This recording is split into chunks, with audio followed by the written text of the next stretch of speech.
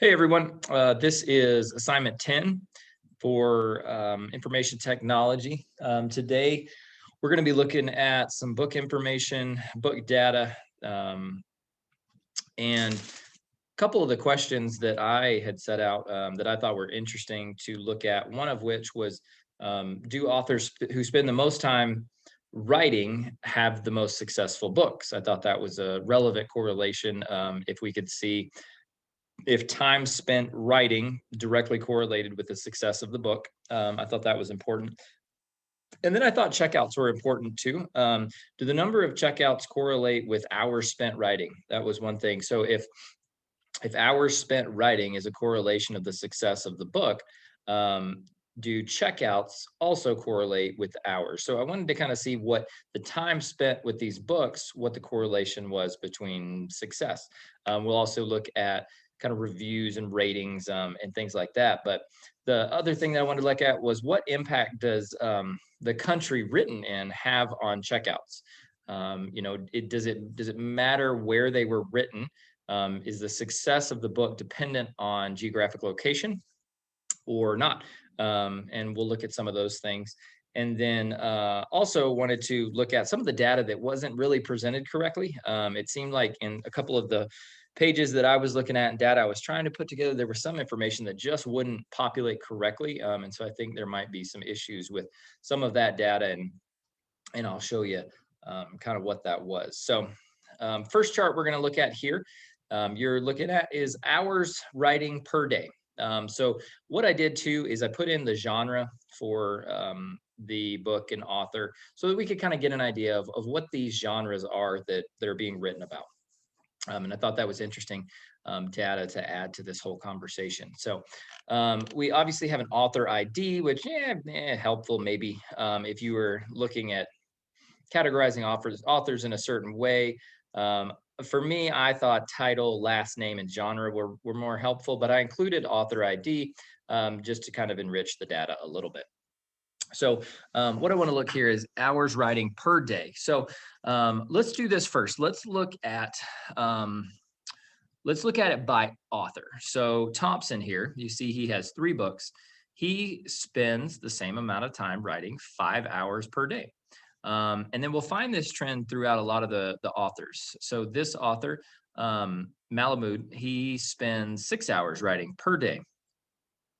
Go down here to somebody else who has a couple different books. So this author here, Danicat, 8 hours a day on every book. And this is an interesting piece of data because he writes some fiction, he writes some romance, but the popularity of his books will ebb and flow. And so it'll be interesting to see how the popularity of his books ebbs and flows, even though he spends the same amount of time writing. This author here, Brown, 13 hours a day. It's a long time to spend writing. So kudos to him. We would definitely want to see what impact that had on his writing.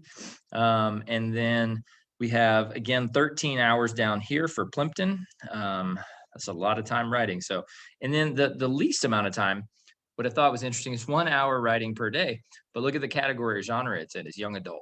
So not a children's book, but young adult. So I thought it was interesting that he wrote 1 hour a day, and we'll take a look at that as we move forward a little bit. And then up here, you have a children's book that's also 1 hour a day. So this next one that we're looking at here is author title and rating, and also the genre. Genre is added as well. So what I wanted to look at here is just the ability to see, based on the author and the title and the rating, what can we deduce about hours spent writing as well? So let's look at somebody that we had on this page here.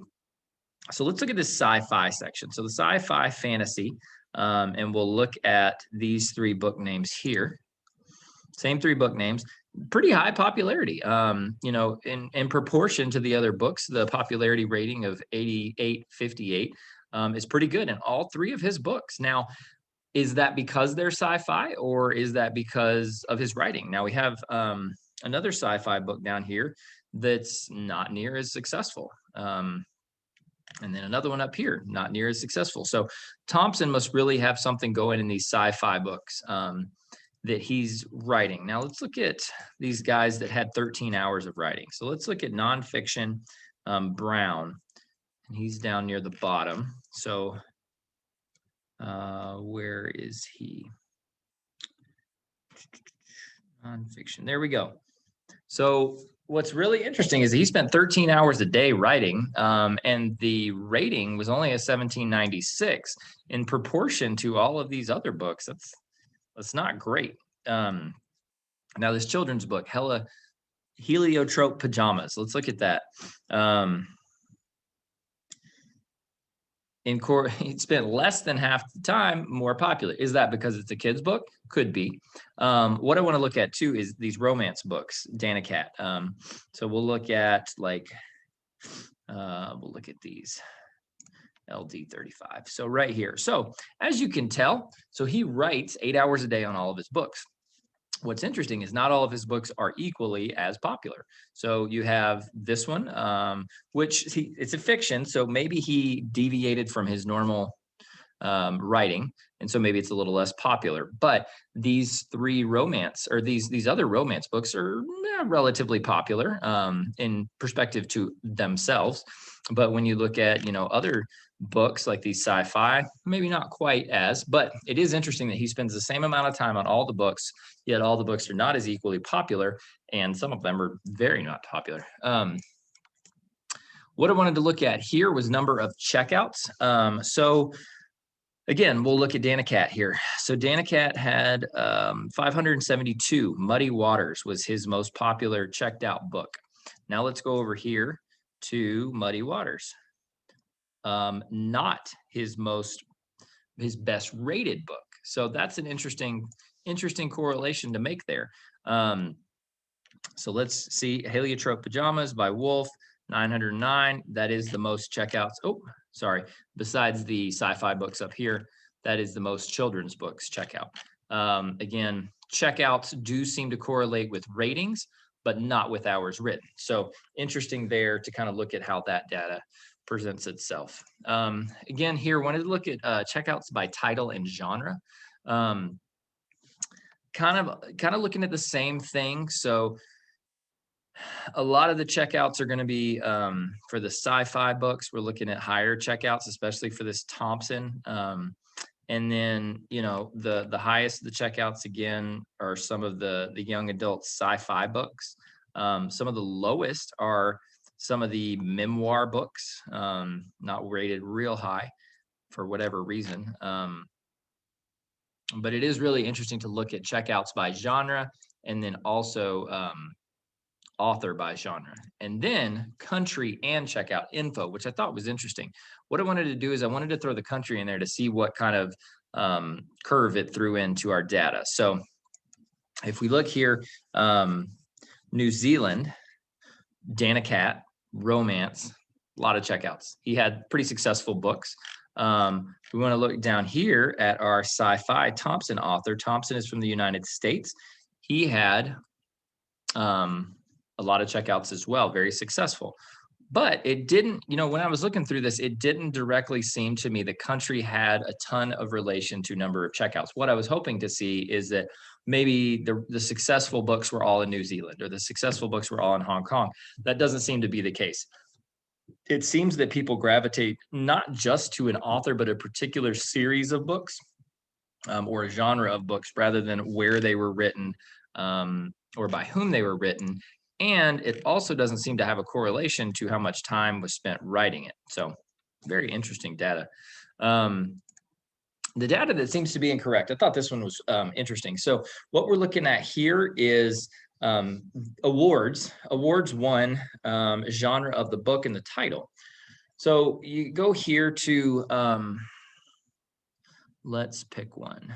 Okay, so that children's book that was really popular, the Heliotrope Pajamas. It won an award in 2182. So I'm not sure what's going on here. I think part of it is that it might be aggregating the data in a way that it shouldn't. And so it's populating the answers in a way that it shouldn't.